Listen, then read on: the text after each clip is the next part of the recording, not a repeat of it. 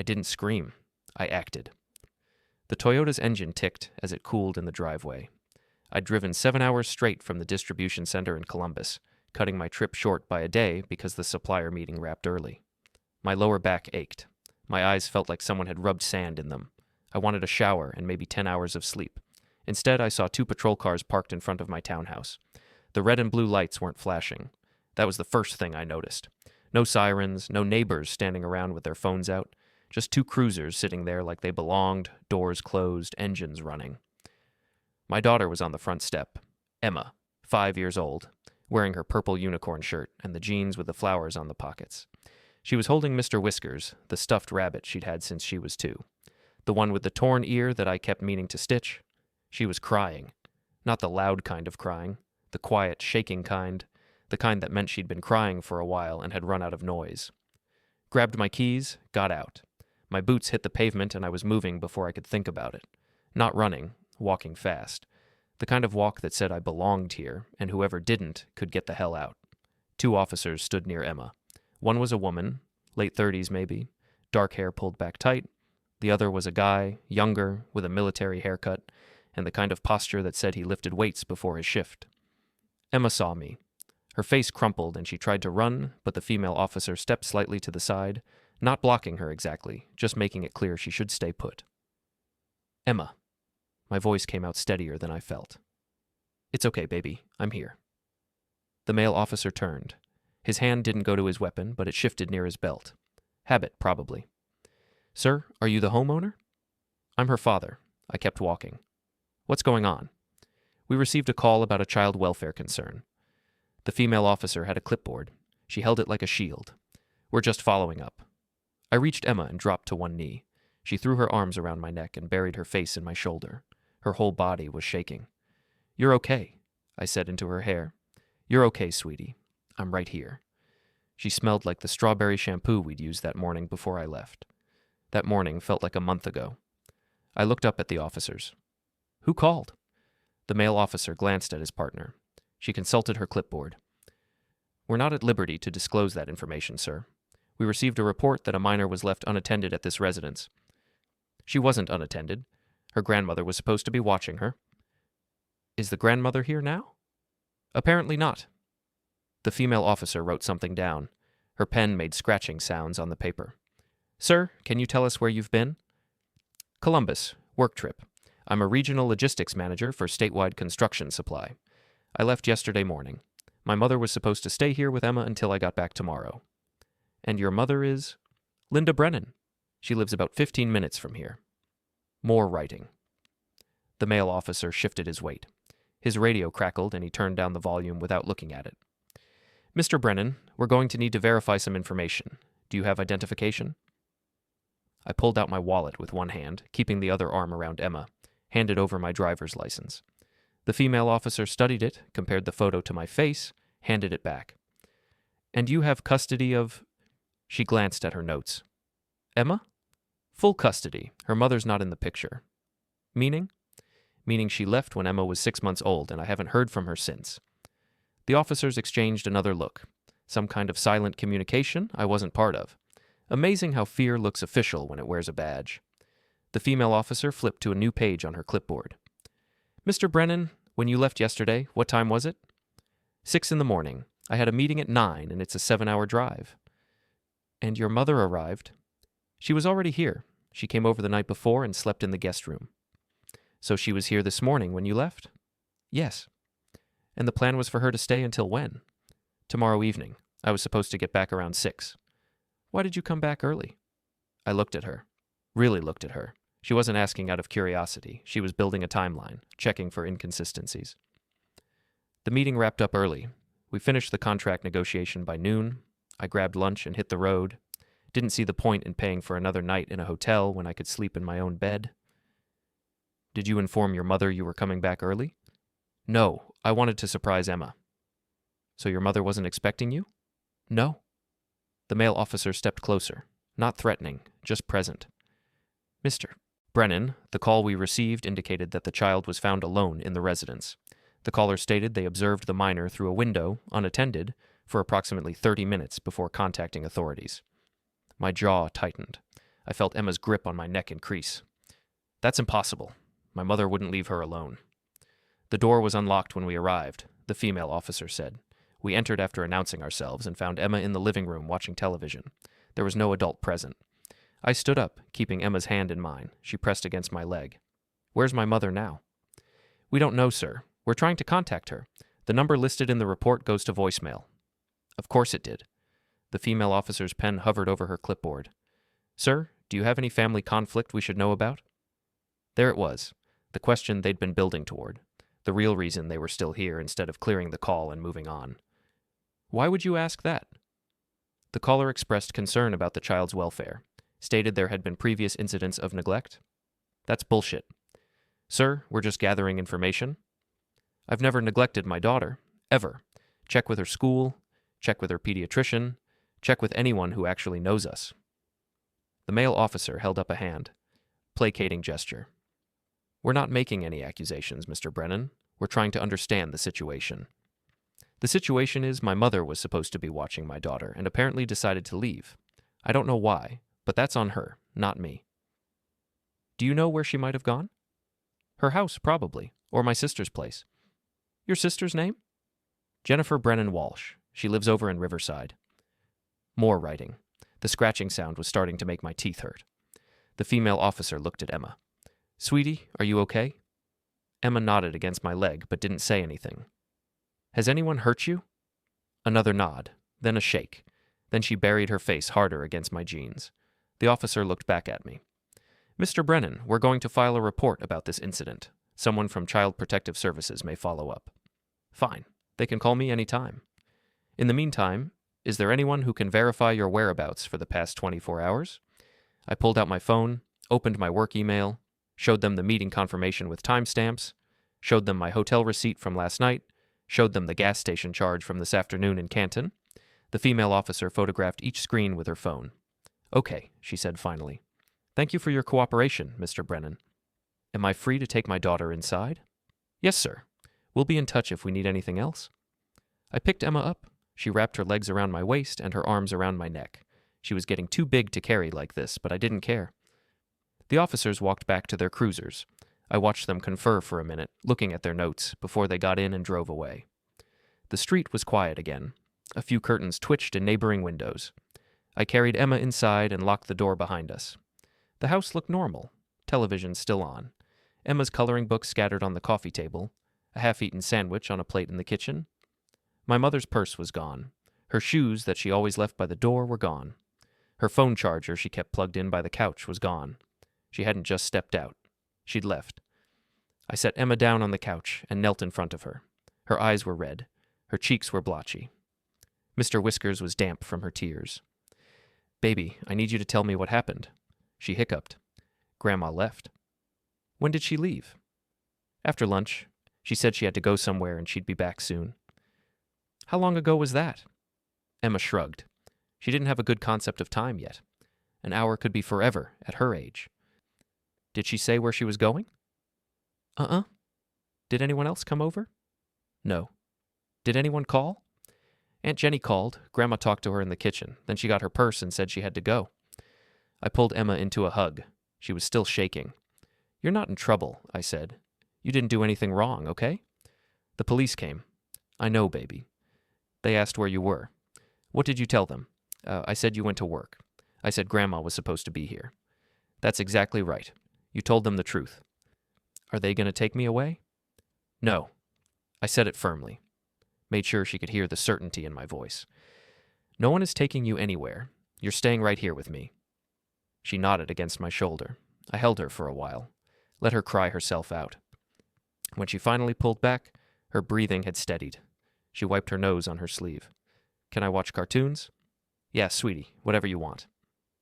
I got her settled with her favorite show and a juice box. Then I went into the kitchen and called my mother. Straight to voicemail. I hung up. Tried again. Voicemail. I sent a text. Where are you? Why did you leave Emma alone? The message showed as delivered but not read. I called my sister. She picked up on the third ring. Hey, where's Mom? At my house. Why? She left Emma alone. The police showed up. Silence on the other end. Then, what are you talking about? I came home and found 2 cops standing in my driveway questioning my 5-year-old daughter. Mom was supposed to be watching her. Instead, she decided to leave. Emma was alone for God knows how long. That's not what happened. Then tell me what happened, Jenny. Mom called me. She said Emma was upset and crying and wouldn't calm down. She tried everything, but Emma kept asking for you, so I told her to bring Emma over here and we'd watch her together until you got back. But she didn't bring Emma over, did she? No, she said Emma refused to get in the car, started having a tantrum, so Mom thought maybe some time alone would help her calm down. She was only going to be gone for 20 minutes. I closed my eyes, counted to 5, opened them again. She left a 5-year-old alone in a house for 20 minutes. She was trying to help. By leaving my daughter alone and unlocked in a house? Someone called the cops, Jenny. Someone saw Emma through the window and thought she'd been abandoned. Who would do that? I don't know. A neighbor probably. Someone who gives a shit about kids being left alone. You don't have to be nasty about it. I'm not being nasty. I'm stating facts. Mom screwed up. She left Emma alone. The police got involved. Now there's going to be a CPS investigation. Mom did what she thought was best. Mom did what was easy. If Emma was having a tantrum, you call the parent. You don't just leave the kid alone and hope they calm down. You weren't answering your phone. I pulled the phone away from my ear and looked at the screen. 3 missed calls from my mother's number, all from around 1:30. I'd been driving. My phone was in the cup holder. I hadn't heard it over the music. I was on the road, I said. I didn't hear it. But that's not an excuse to abandon her. She wasn't abandoned. Mom was coming right back. Tell that to the cops who showed up to an unlocked house with a crying kid inside. Jenny's voice got tight. What do you want exactly? You want Mom to apologize? Fine. I'll tell her to call you. I want to know why she left. I want to know why she didn't call me first. And I want to know who reported this. How would I know who reported it? Maybe Mom does.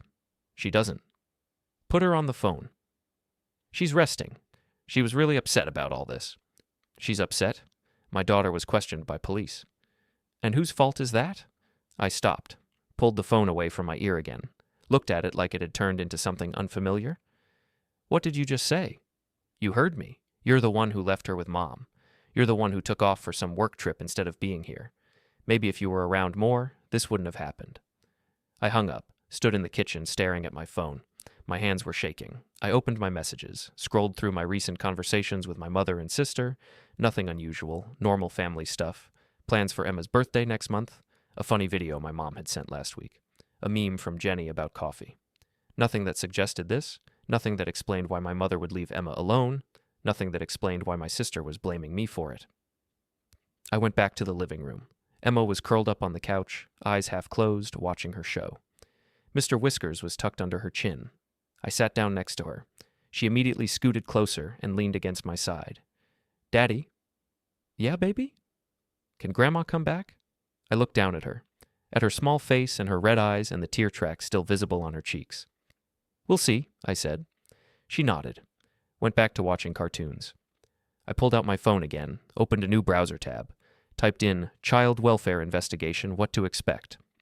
The first result was from the state's Department of Child Services website. I started reading. An hour later, Emma was asleep on the couch. I carried her upstairs to her room and tucked her in. She barely stirred.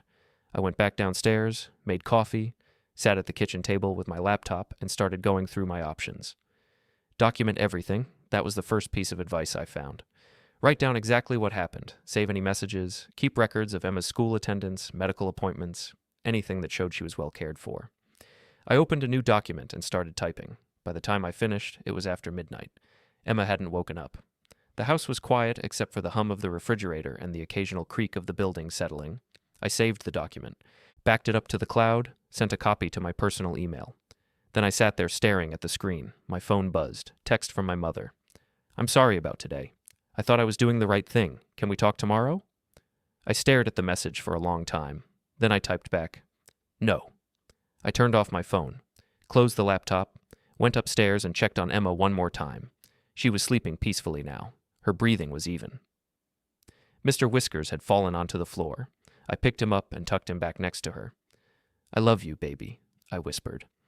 I went to my room, lay down on top of the covers, stared at the ceiling. My mother had called my sister. They'd discussed Emma, decided together what to do, and at no point had either of them thought to actually call me and ask what I wanted. They'd made a decision about my daughter without me. I thought about the officer's question, the one about family conflict. I thought about Jenny's accusation, about how this was somehow my fault. I thought about my mother leaving Emma alone, about someone calling the cops, about Emma's terrified face when I pulled up. Amazing how fear looks official when it wears a badge, but more amazing was how righteous people could sound when they were destroying you. I closed my eyes. Didn't sleep for a long time. Before we go any further, hit the hype button, take a second to subscribe, and like the video. It really helps the channel grow. And tell us in the comments, what would you do in this situation? The next morning, Emma woke up at 6:30 like nothing had happened. She came into my room clutching Mr. Whiskers and climbed into bed next to me.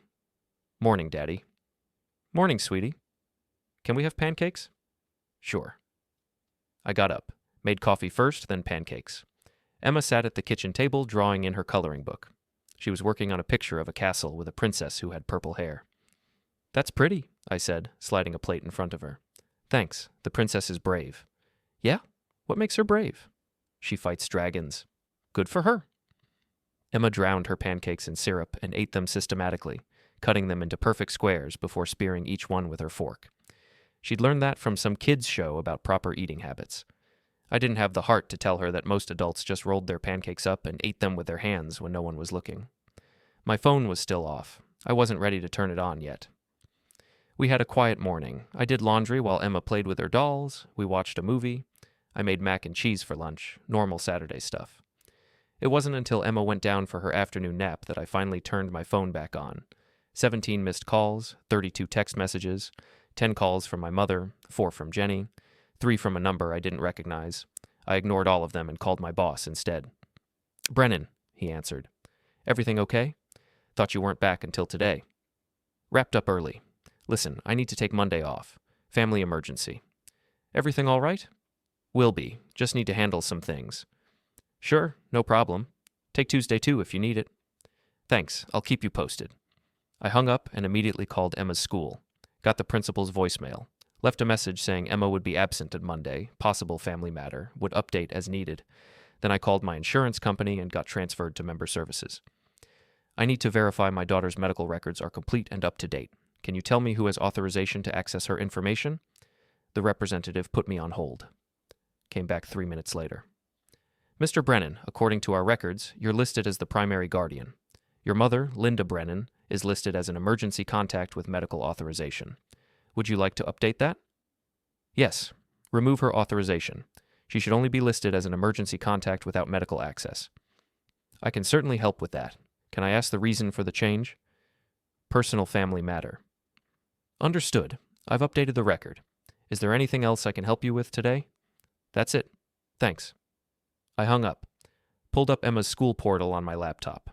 Found my mother listed there too, under emergency contacts with pickup authorization. Changed it to emergency contact only. Noted that she should not be allowed to pick Emma up without my direct permission. Then I went through every other system I could think of. Emma's dentist, her pediatrician, her after-school program for when I worked late. Everywhere my mother had access, I removed it. It took 2 hours. When I was done, I sat back and looked at my phone. The missed calls were still there. The unread messages were piling up. I opened the texts from my mother first. "Please call me. We need to talk about yesterday." "I know you're upset. I understand. But I was trying to help." Emma was so upset. I didn't know what else to do. "Your sister and I talked. We think you might be overreacting." That last one had come in an hour ago. I opened Jenny's messages next. "Mom is a wreck. You need to stop being so dramatic. She made a mistake. People make mistakes. You're acting like she did something terrible. She was trying to calm Emma down. Call me. We need to talk about this like adults." I deleted all of them without responding. The 3 calls from the unknown number turned out to be from the Department of Child Services. They'd left 2 voicemails. The first was a generic message about following up on a report. The second asked me to call back to schedule a home visit. I saved both voicemails, forwarded them to my personal email, then I called back. Got a caseworker named Patricia Williams. She had the kind of voice that had dealt with too many bad situations to sound surprised by anything anymore. "Mr. Brennan, thank you for returning my call. I'm following up on a report filed yesterday regarding your daughter, Emma. I spoke with the police yesterday. I explained what happened." "Yes, I have their report here. I still need to conduct a home visit to complete our investigation. Would you be available Monday morning? What time? How's 9 o'clock? That works. Do I need to have anyone else here? Just you and Emma. The visit typically takes about an hour. I'll inspect the home, speak with Emma briefly, and ask you some questions about her care and daily routine. Fine. What address do you have on file?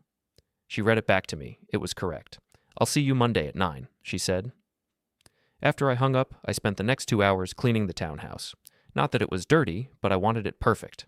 Vacuumed every room, scrubbed the kitchen and bathrooms, put away Emma's toys in organized bins, made sure there was food in the fridge and the cabinets, checked that all the smoke detectors worked, replaced the batteries in the one upstairs hallway even though it wasn't beeping. By the time I finished, the place looked like a catalog photo. Emma woke up around 3. She was groggy and clingy, wanting to sit on my lap while she watched TV. I made her a snack and let her have extra screen time. Daddy? Yeah? Is Grandma mad at me? I looked down at her. No, baby. Grandma's not mad at you. Then why isn't she here? Because Grandma made a mistake yesterday and I'm still upset about it. What mistake? She left you alone when she shouldn't have. That wasn't safe. Emma thought about this. But I was okay. You were. But you shouldn't have been alone. If something had happened, there was no one there to help you. Like what? Like if you got hurt, or if there was a fire, or if someone tried to come in the house. Her eyes got wide. Someone could come in? No, baby. I'm just saying that's why adults need to be around. To keep you safe. She nodded slowly. Okay. You didn't do anything wrong. I want you to know that. Okay. She went back to watching her show, but she stayed pressed against my side, her small fingers twisted in my shirt. My phone buzzed again. Another text from Jenny. You can't just ignore us. I turned the phone face down. That evening, I made Emma's favorite dinner, chicken nuggets and French fries with carrot sticks on the side so I could pretend there was something healthy on her plate. She ate everything, including the carrots, which was unusual. You feeling okay, sweetie? Uh-huh. Not getting sick? No. Then why'd you eat all your vegetables? She grinned. Because you told me to. Since when do you listen to me? She giggled. It was the first time I'd heard her laugh since I got home yesterday. We played Go Fish after dinner. Emma won 3 games in a row because she was either really good or I was distracted enough to let her cheat. Probably both. Bath time was normal, story time was normal. She fell asleep halfway through the second book. I turned off her light and closed her door most of the way. Went back downstairs and sat on the couch in the dark. My phone lit up. Another text. This time from a number I didn't recognize. This is getting ridiculous. Mom is beside herself. You need to forgive her and move on. She didn't mean to cause problems. The area code was local. I didn't have the number saved, but I knew who it was. I opened a new message to Jenny. Tell whoever's texting me from burner numbers to stop. If Mom wants to talk, she can call me herself. But I'm not interested. 3 dots appeared. Disappeared. Appeared again. That wasn't a burner. That was David. He's concerned about Mom, too. David, my sister's husband. The guy who smiled too much and laughed at his own jokes and worked in pharmaceutical sales. The guy who called everyone buddy and gave aggressive handshakes. I didn't bother responding. 10 minutes later, my phone rang. David's name showed up on the screen. I let it go to voicemail. He called again. I declined the call. A text followed. We need to talk. This is getting out of hand. I blocked his number. Another text came through from yet another unknown number. You're being childish. Your mother loves you and Emma. She made a mistake. Why are you punishing her for it? I stared at that message for a long time. Punishing her. As if consequences were the same as punishment. As if expecting my mother to take responsibility for leaving my daughter alone was somehow unreasonable. I deleted the message, blocked the number, turned off my phone again. The house was quiet, just the hum of the refrigerator and the occasional car passing outside. I thought about tomorrow, about the caseworker coming Monday, about what I needed to say and how I needed to say it. I thought about my mother's messages, about Jenny's texts, about David calling me childish. I thought about Emma's question, is Grandma mad at me? And I thought about the cop's question from yesterday. Do you have family conflict we should know about? I got up, went to the kitchen, opened my laptop, logged into my email and scrolled through my sent messages until I found the one I was looking for. From 3 weeks ago, an email to my mother with Emma's school schedule attached. Mom, here's Emma's spring schedule. Her after-school program ends at 6 on Tuesdays and Thursdays. Let me know if you want to pick her up either of those days. Would give me time to finish up work before heading home. My mother had responded within an hour. I'd love to. I can do Thursdays. Would be nice to spend some extra time with her. I scrolled back further. Found another email from 2 months ago. This one was to both my mother and Jenny. Emma's birthday party is March 15th. I reserved the activity center from 2 to 4. Pizza and cake after. Let me know if you can make it. Jenny's response. Wouldn't miss it. I'll bring decorations. My mother's response. I'll be there. Can I bring my friend Caroline? She'd love to meet Emma. I kept scrolling. Months of emails, normal family coordination, birthday plans, holiday schedules, photos of Emma, nothing weird, nothing hostile, nothing that suggested what happened yesterday was coming. But something had changed. I closed the laptop, sat in the dark. My mother had called Jenny first yesterday. Before she left Emma alone, they'd talked about what to do. And Jenny had told her to bring Emma to her house. But my mother didn't. Why? I pulled out my phone, turned it back on, opened the messages from my mother again, read through them carefully. Emma was so upset. I didn't know what else to do. But Emma had been fine that morning. She'd been happy. She'd hugged me goodbye and told me to drive safe. She'd waved from the window as I pulled away. So what had made her upset? I went upstairs, stood in Emma's doorway. She was curled up on her side, one arm wrapped around Mr. Whiskers, breathing softly. What had happened yesterday between 6 a.m. when I left and 1:30 p.m. when my mother called Jenny? I went back downstairs, pulled up the Ring app on my phone. We had a doorbell camera, cheap security, but it recorded motion. I scrolled back to yesterday, started watching footage. 6:05 a.m., me leaving for work, my truck backing out of the driveway. 7:15 a.m., my mother's car pulling up. She got out, locked her door, went inside. She was carrying an overnight bag and her purse. 8:30 a.m., nothing. 9:45 a.m., my mother and Emma coming outside. Emma was wearing different clothes. They got in my mother's car. I paused the video. My mother and Emma had left. Together. Where had they gone? I fast-forwarded. 10:57 a.m., my mother's car returning, just my mother getting out. She looked upset. She walked quickly to the door, went inside. No Emma. I kept watching. 11:32 a.m., nothing. 12:15 p.m., my sister's car pulled up. Jenny got out, went to the door. My mother answered. They talked for a few minutes on the doorstep. I couldn't hear what they were saying, but their body language was tense. Lots of gesturing. At one point, Jenny grabbed my mother's arm. Then Jenny left. My mother went back inside. 1:28 p.m., my mother came out again. She was carrying her overnight bag and her purse. She locked the door behind her, got in her car, drove away. Emma never came back. I rewound the video, watched the 10:57 timestamp again, my mother's car returning. Just her. But Emma had left with her at 9:45. Where was Emma between 9:45 and 1:28? I checked my phone, pulled up my mother's location sharing. We'd set it up months ago in case of emergencies. She'd never turned it off. I scrolled back to yesterday, tracked her route. 9:47 a.m., left my address, drove east on Madison Street. 9:53 a.m., turned onto Riverside Drive. 10:02 a.m., stopped at an address I recognized, Jenny's house. My mother had taken Emma to Jenny's house, had stayed for about 50 minutes, then had come back alone. Without Emma, Jenny had kept her, and then had come to my house at 12:15 to talk to my mother, and then my mother had left at 1:28, leaving Emma alone. Except Emma wasn't alone. Emma was at Jenny's house. So why had the cops shown up at my house? I went back to the Ring footage, scrolled forward from when my mother left. 1:45 p.m., nothing. 2:12 p.m., a car I didn't recognize pulling into the driveway. A woman got out, older, maybe 60. She walked up to my door, knocked, waited, knocked again. Then she pulled out her phone, made a call. She stayed for about 5 minutes looking through the front window, trying to see inside. Then she got back in her car and left. 2:28 p.m. The patrol cars arrived. I paused the video again. The woman who'd come to the house, the one who'd looked through the window and made a call. Who was she? I screenshotted her face from the clearest angle I could find. Ran it through a reverse image search. Nothing. But I had her license plate. I zoomed in on the video. Enhanced the image as much as the app would let me. The plate was partially obscured, but I could make out enough. I wrote it down. Then I sat back and stared at my notes. My mother had taken Emma to Jenny's house. Jenny had kept Emma. My mother had come back without her. A strange woman had shown up at my house looking for someone. The police had been called about a child alone in a house where no child was present. And now my mother and sister were blaming me. I opened my messages, started a new thread to Jenny. Where was Emma yesterday between 10 a.m. and when I got home? The typing indicator appeared immediately. Disappeared, appeared again. With Mom.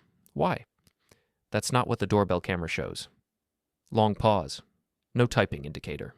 Then, I don't know what you're talking about. I sent her the screenshot of my mother's car with just her inside, timestamp visible. Mom came back alone at 11. Where was Emma? Another long pause. I need to call you. No, answer the question. 5 minutes passed. No response. I called her. She didn't answer. I sent another text. If you don't tell me where Emma was, I'm going to assume something happened that you don't want me to know about. This time the response was immediate. She was with me, okay? Mom brought her over because she was having a hard time, and I said I'd watch her for a while. Mom went back to your place to get some of Emma's things. Then the whole thing blew up, and it was just easier to say Mom had her the whole time. We didn't think it mattered. I read that message 3 times. Why would you lie about that? Because we didn't want you to think we were ganging up on you. We were just trying to help. Emma was upset about you being gone, and Mom thought some time with me would cheer her up. So why didn't you just tell me that?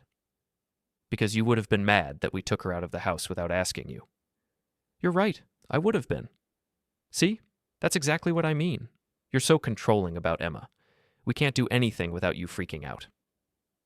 I closed my eyes, counted to 10. Let me make sure I understand this correctly. Mom took Emma to your house without telling me. You kept her for several hours. Mom went back to my house and then left, leaving the house unlocked and making it look like Emma was alone. Someone called the cops.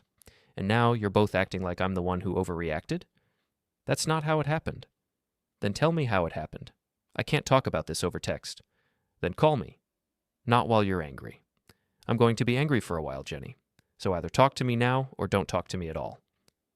She didn't respond. I waited 20 minutes. Nothing. I forwarded the doorbell camera footage to my personal email, saved it to 3 different cloud services, downloaded it to an external hard drive. Then I went upstairs and checked on Emma one more time. She was still sleeping. Peaceful. Safe. I went back to my room, lay down on the bed, stared at the ceiling. My mother and sister had lied to the police, had lied to me, had coordinated a story that didn't match the evidence, and I couldn't figure out why. Unless it wasn't about Emma being upset. Unless it was about something else entirely. I thought about the woman who'd shown up at my house, the one who'd looked through the window and made a phone call. Who was she? Why was she looking for someone? And why had she shown up right after my mother left? I grabbed my phone, pulled up the screenshot of her face again, studied it. She'd looked worried, concerned, not nosy neighbor concerned, actually worried. I opened a new browser tab, typed in my address plus child services. The first result was a news article from 6 months ago. Local woman arrested for child endangerment. 3 kids removed from her home. Address was 2 streets over from mine. I read the article. The woman had been reported by multiple neighbors. Anonymous tips. Police found the children living in squalor. Charges pending. I scrolled down to the comments. About time someone did something. Those poor kids. I heard them crying all the time. I called CPS twice and nothing happened until the cops got involved. One comment caught my eye. I'm the one who finally got through. After months of calling, they listened. If you see something, say something. These kids needed help. The username was Concerned Neighbor 2023. I clicked on the profile. It was public. Photos of a garden, a dog, a woman in her 60s, the same woman from my doorbell camera. I sat up. This woman was a crusader, someone who called CPS, someone who looked for neglect, and she'd shown up at my house looking through windows. I went back to the ring footage, watched her again, the way she'd moved, purposeful, checking the windows, looking for something specific. Someone had told her to check my house. Someone had told her there was a child alone inside who needed help, but there was no child inside. Emma was at Jenny's house, which meant someone had deliberately sent this woman to my house, knowing there would be no child there, but making it look like there was. I grabbed my phone, called my sister. This time she answered. What? Who called the cops? I don't know. Yes, you do. Someone told a CPS vigilante to check my house. Someone who knew Emma wasn't actually there but wanted it to look like she was. Who was it? I have no idea what you're talking about. The woman who showed up before the cops. She's a known reporter. She calls CPS on people. Someone pointed her at my house. Was it you? No. Was it Mom? No. We didn't call anyone. Then who knew Emma wasn't there? I don't know. You're lying. I'm not. Then why do you sound scared? She hung up. I tried calling back. It went straight to voicemail. I sat on the edge of my bed, phone in my hand, trying to piece it together. My mother took Emma to Jenny's house without telling me. Someone called a CPS activist and told her to check my house for a neglected child. The activist showed up, looked through the windows, called it in. The cops arrived to find an empty house. But my mother had left the door unlocked. Why? Unless she wanted it to look like Emma had been there and was now missing. Unless she wanted the cops to think I'd left my daughter alone. Unless this was never about protecting Emma at all. I turned off the lights. Lay in the dark. Tomorrow I'd have to smile for the caseworker. Prove my house was safe. Prove I was a good parent. All because someone in my family had decided to stage a crisis. The question was, why? Tuesday morning I went back to work. Dropped Emma at school first, watching through the office window as she joined her classmates at the reading circle. She waved at me. I waved back. The office administrator gave me a tight smile that said she'd been briefed on the situation. The drive to the regional distribution center took 30 minutes. I used the time to return calls to vendors, schedule deliveries, coordinate with site managers, normal work stuff. The kind of routine that kept my head clear. My boss, Frank Morrison, caught me coming out of my truck in the employee lot. Brennan, everything sorted out? Getting there. Need more time off? No, I'm good. He studied me for a moment. Frank had been in logistics for 30 years. He could read people better than most therapists. You look like someone who's about to hit something. I'll save it for the gym. Do that. Can't afford to lose my best coordinator because he punched a wall. I spent the morning in my office reviewing inventory reports and shipment schedules. The work was tedious enough to be distracting. Numbers didn't lie. Supplies either arrived on time or they didn't. Equipment either functioned or it didn't. Simple, clean, unlike family dynamics. Around 11, my desk phone rang. Internal extension. Brennan, this is security. Got someone at the front gate asking for you. Linda Brennan, says she's your mother. She's not on the visitor list. I closed my eyes. Counted to 5. Tell her I'm in a meeting and can't be disturbed. She says it's urgent. Family emergency. There's no emergency. Tell her to leave. She's refusing. Says she'll wait. I stood up, grabbed my keys. I'll handle it. The security office was near the main gate. I could see my mother's car parked outside the fence, engine running. She was standing next to it, arms crossed, face set in that expression I knew too well. The one that said she'd decided she was right and everyone else was wrong. I walked to the gate, stayed on my side of the fence. You need to leave. We need to talk. No, we don't. You need to leave. This is my workplace. You can't just show up here. You won't answer your phone? You blocked Jenny. What am I supposed to do? Except that you crossed a line. What line? Caring about my granddaughter? Taking her money, lying to the police, setting me up to look like a negligent parent. Pick a line. My mother glanced at the security office. The guard was watching through the window. Can we please talk somewhere private? No. Jackson, I'm trying to fix this. There's nothing to fix. You wanted me to admit I can't do this alone. I won't, because I can, and I am. So there's nothing left to discuss. That's not what I meant. Yes, it is. You said Emma needs better than me. You said she needs a proper family. You said I'm damaging her. Those were your words. I was upset. So was I. Difference is, I didn't steal from you or try to destroy your life. I wasn't trying to destroy your life. Then what were you trying to do? She didn't answer. A delivery truck pulled up behind her car. Honked. She didn't move.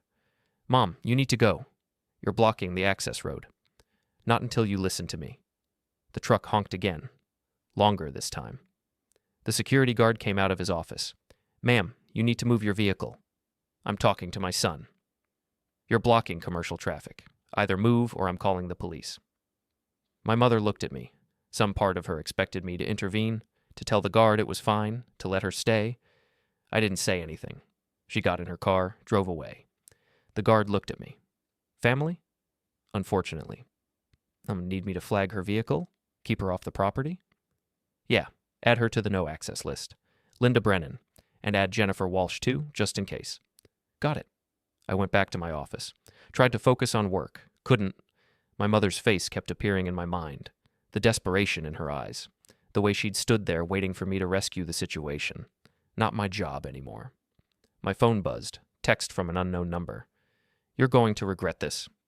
I forwarded it to my personal email. Added it to the growing folder of evidence I was building. Then I blocked the number. Around 2 p.m., my personal cell rang. The school. Mr. Brennan, this is Principal Hayes. We had a situation today I need to discuss with you. My stomach dropped. Is Emma okay? Emma's fine, but we had an incident at lunch. Another parent approached her and started asking questions about her home life, specifically about whether she felt safe, whether she was being taken care of, that kind of thing. Emma got upset and the teacher intervened. What parent? I'm not at liberty to share that information, but I've spoken with the parent and made it clear that kind of behavior is inappropriate. I'm calling to let you know we're aware of the situation and we're monitoring it. Did Emma say anything? She told the teacher the woman was being mean and asking weird questions. The teacher immediately removed her from the situation.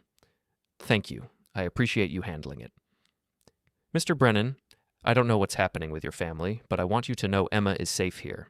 No one gets access to her without going through proper channels, and we've updated her file to reflect that only you are authorized for pickup. I updated that yesterday. I know, I'm just confirming we have it on record. If anyone else tries to pick her up or asks about her, we'll contact you immediately. The attorney I hired was named Marcus Reeves. He operated out of a modest office in a professional complex downtown, the kind of place that screamed competent, but not pretentious. I'd chosen him after 3 phone consultations because he'd asked the right questions and hadn't tried to scare me into paying for services I didn't need. We met Friday afternoon. I'd taken a half day off work. Emma was at a playdate with her friend Mia, supervised by Mia's mom, who I'd known for 2 years and trusted completely. Marcus was in his mid-40s, graying at the temples, wearing a dress shirt with the sleeves rolled up. His office was cluttered with case files and legal books, but organized chaos rather than actual mess. So? He opened a folder containing the documents I'd sent him. You've been thorough. Had to be. Grandparent rights cases can go either way. Judges generally favor parental rights, but if the grandparent can prove an established relationship that benefits the child, they can get court-ordered visitation. Even if the grandparent stole from the child? That complicates things in your favor, but your mother could argue she intended to pay it back, that it was a loan, not theft. From an account she had no right to withdraw from except in emergencies. What constitutes an emergency is subjective. She could claim financial hardship, medical expenses, anything that sounds legitimate. I leaned forward. What about the false CPS report? That's trickier. You have evidence that your daughter wasn't actually at your home when the call was made. You have evidence your mother knew this. But proving she orchestrated the call is harder.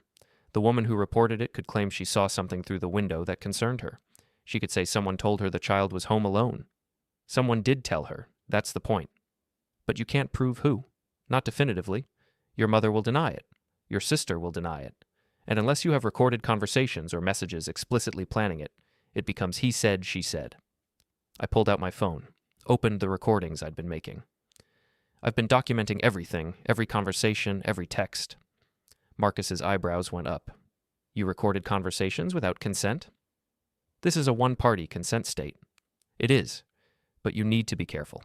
If you recorded anyone who was in a 2-party consent state during the call, those recordings could be inadmissible. Everyone I've recorded is local. Good, let me hear them.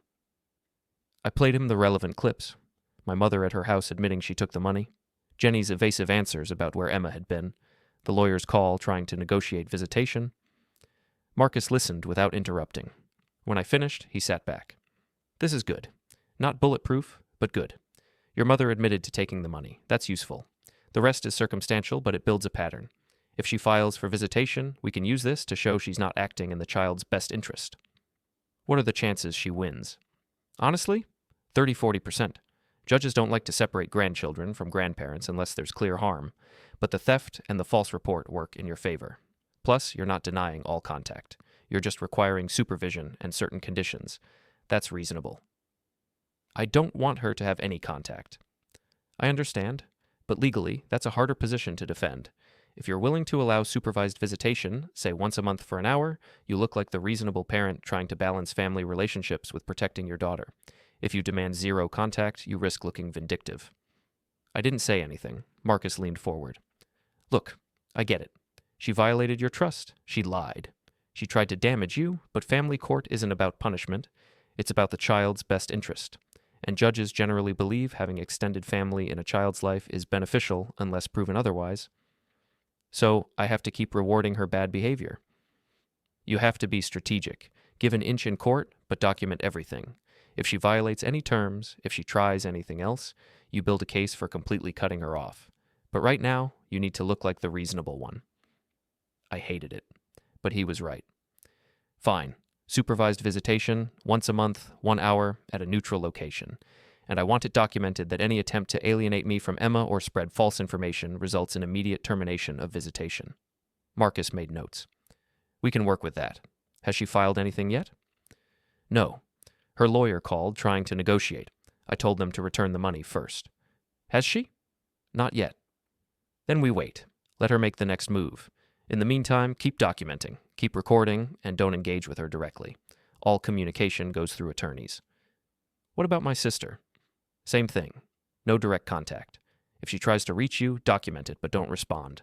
You want a clear record that they're harassing you, not the other way around. We spent another 30 minutes going over strategy.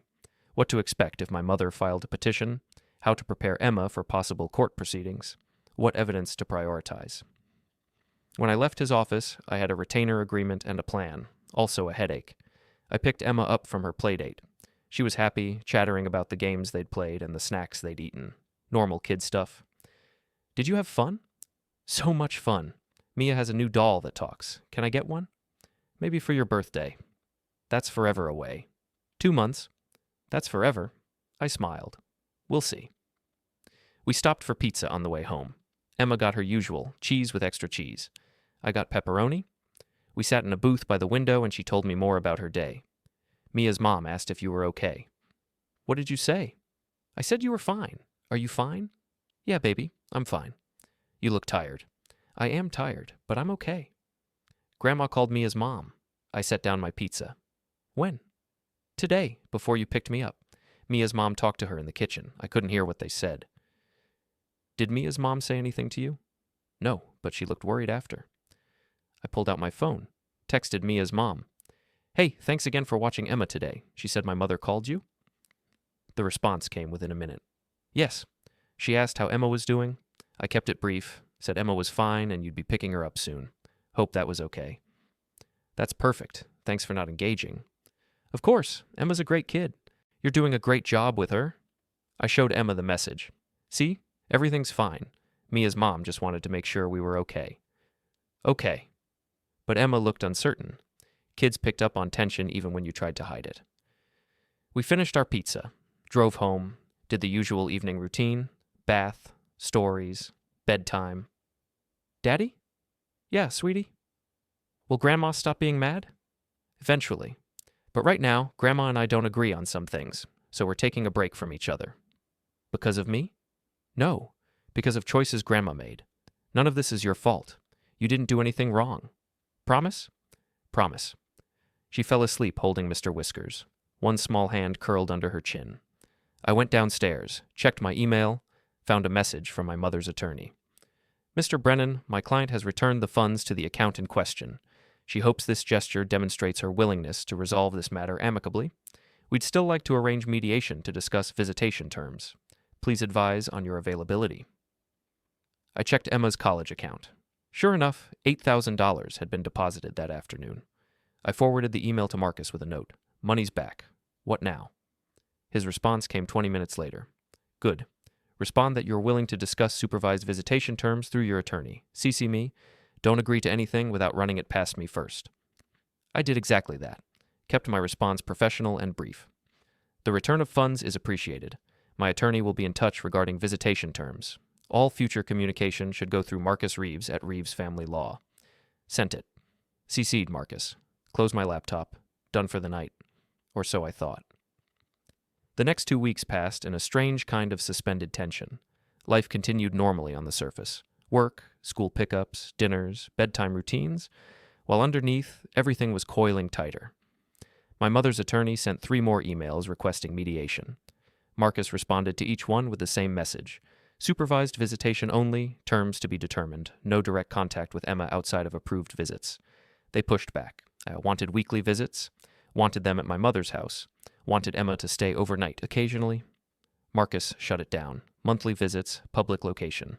1 hour, no exceptions. They stopped responding after that. I knew what was coming next. The petition arrived by certified mail on a Thursday. Legal papers requesting court-ordered grandparent visitation, filed in family court, hearing scheduled for 3 weeks out. Marcus had expected it. We'd already prepared our response. That same afternoon, my adult son showed up at my work. I hadn't seen Tyler in almost 6 months. He'd moved 2 hours away after getting married last year. We talked maybe once a month, usually brief conversations about nothing important. The relationship had been strained since Emma was born, since Tyler's mother left, since everything fell apart and I was left rebuilding alone. Security called from the gate. Got a Tyler Brennan here asking for you. Says he's your son. Let him through. I met him in the parking lot. Tyler was 24 now, but he looked older. Harder. He'd put on weight, filled out through the shoulders. His wife's influence, probably. She'd been pushing him to hit the gym. Tyler. Dad. We didn't hug. Never did. What brings you here? Grandma called. Said you cut her off from Emma. That's not exactly what happened. Then explain it to me. I looked around. The parking lot wasn't private, and I wasn't having this conversation where my coworkers could overhear. Follow me to the office. We'll talk inside. My office was a glass-walled cube in the corner of the warehouse admin building. Not much privacy, but better than outside. I closed the door. Tyler sat in the visitor chair, arms crossed. Grandma's a mess, he said. She's lost 10 pounds. She can't sleep. She cries all the time. What the hell did you do? What did I do? How about what did she do? She made a mistake. You're blowing it out of proportion. I sat behind my desk, opened my laptop, pulled up the evidence file. You want to know what happened? Really want to know. That's why I'm here.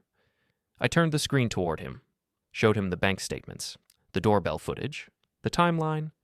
The recording of Jenny admitting the CPS call was staged. Tyler watched without speaking.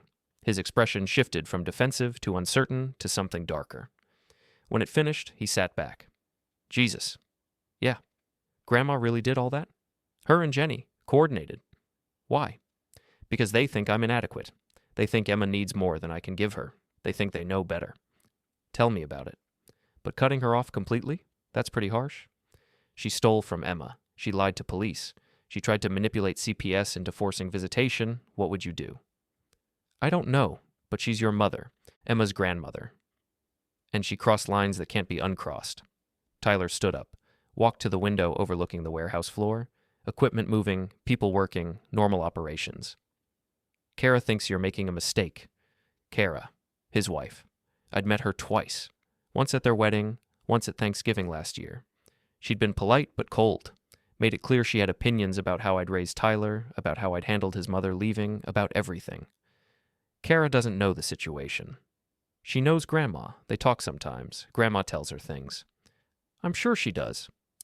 What version of events did Grandma share? That you're keeping Emma isolated. That you won't let family be involved.